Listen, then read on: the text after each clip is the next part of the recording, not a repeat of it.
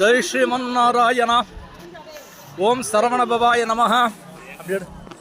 வரலாற்று புகழ்மிக்க திருப்படை வீட்டிலே திருச்செந்தூர் இரண்டாவது படை வீடு திருச்செந்தூர் ஸ்தலத்திலே இப்போதான் சம்ரோஷணமாக இருக்கிறது. கும்பாபிஷேகம் சம்ரோஷணமாகி 48 நாளைக்குள்ள அந்த தெய்வத்தை வணங்கினால் கும்பாபிஷேகத்தின் போது இருந்த பலாபலனை அந்த தெய்வம் கொடுக்கும். அவை எங்களுக்கு அந்த கும்பாபிஷேகத்தின் போது அங்கே இருக்கக்கூடிய வெளியூரில் இருந்தோம், இருக்கக்கூடிய ஒரு கொடுப்பினை இல்லை. எனவே இன்னைக்கு செவ்வாய்க்கிழமை அங்காரகனுக்கு அதிபதி வந்து முருகப்பெருமான். முருகன் தான்.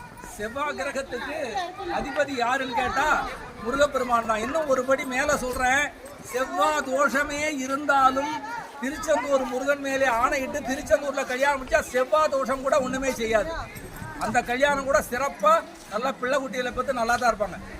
ஏன்னா செவ்வாய் தோஷம் இருப்பவர்கள், செவ்வாய் தோஷத்தால் பீடிக்கப்பட்டவர்கள் இந்த ஸ்தலத்திற்கு வந்து தனது பரிகாரத்தை செய்து கொள்ளலாம். சங்கரன் கோவில் அருகினிலே கரிவலம் வந்தூர்லேருந்து ஒரு 2 மாத காலம் 3 மாத காலத்திற்கு உட்பட்டு திடீர்னு வந்துட்டே இருப்போம். இப்போது மெனக்கெட்டு ஏன் வந்திருக்கோன்னு கேட்டால், இங்கே கும்பாபிஷேகம் ஆகியிருக்கிறது இந்த எம்பெருமானுக்கு, முருகப்பெருமானுக்கு.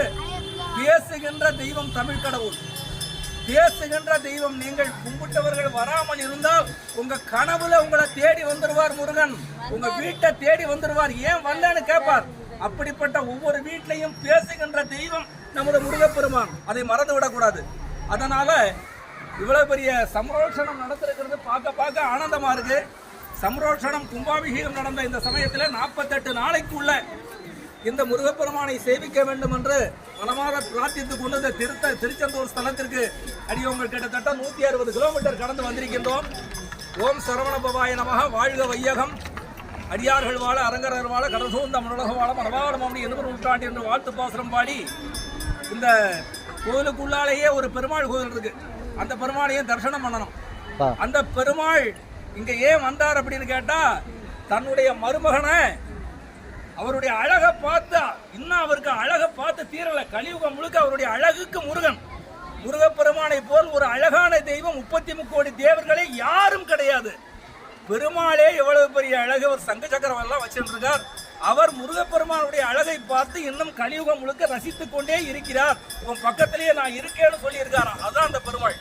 நீங்க திருச்செந்தூர் முருகனை சேவிப்பவர்கள் உள்ளே சென்று அந்த வெங்கடேச பெருமாளை சேவிச்சுட்டு போகணும். நன்றி, வணக்கம். சரவடி சத்யநாராயண ஐயங்கார், கரிவலம் வந்தவரிலிருந்து திருச்செந்தூர் வண்டியில் வந்திருக்கின்றோம். அடியேனும் அடியனுடைய மகனும் இங்கே பைக்கிலேயே வெற்றிவேல் முருகனுக்கு, வீரவேல் முருகனுக்கு, திருச்சி